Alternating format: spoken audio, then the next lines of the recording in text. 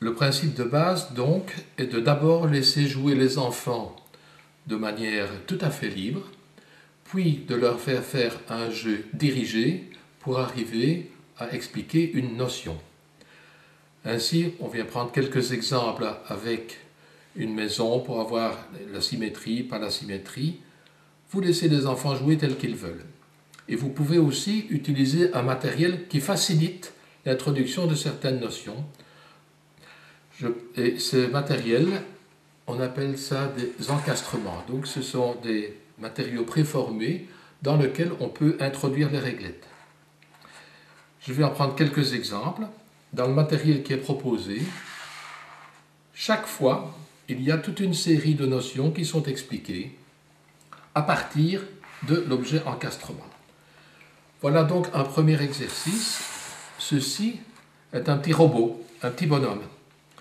Et on demande aux enfants de mettre une réglette dans chaque alvéole. Donc une seule réglette. Donc, par exemple, ici, ils vont essayer, ils vont tâtonner, ils vont essayer cette réglette-ci, ils vont se rendre compte qu'elle est trop petite, vous voyez qu'il manque quelque chose.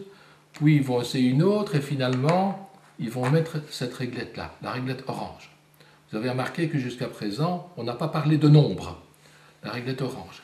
Ici, ils vont mettre la rose carmin. Ici, s'ils ont essayé de mettre d'abord une réglette, ils vont se rendre compte que c'est trop petit et à force de tâtonner, ils finiront par mettre celle-là. Qu'est-ce qu'on peut sortir comme notion de ceci? C'est que si chaque enfant a le même jeu d'encastrement, si on leur demande à chacun de ne mettre qu'une réglette dans une alvéole, eh bien, ils vont tous avoir exactement le même dessin. Et la jambe du robot là sera toujours orange, la jambe de celui-ci sera toujours bleue, le ventre sera toujours vert et la tête sera toujours blanche. Si maintenant on prend un second critère, et pour le même encastrement, on leur dit, ben voilà, maintenant vous pouvez utiliser 2 réglettes dans chaque alvéole. Alors, pas plus, hein, pas 3, pas 5, donc 2 réglettes. Alors, il y a des endroits où on ne sait pas les mettre. Vous voyez que pour la figure, il y a une, on ne sait en mettre qu'une. Pour la rouge, pour le chapeau, pour en mettre 2, on n'a pas de choix. On ne sait mettre que 2 réglettes blanches.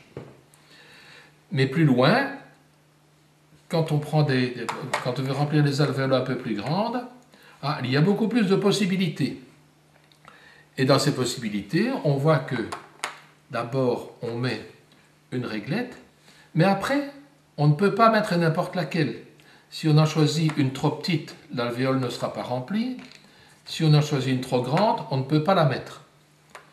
Et donc, à force de tâtonnement, les enfants finiront par choisir celle-là. Il y a donc ici une deuxième observation fort importante à faire. D'une part, c'est que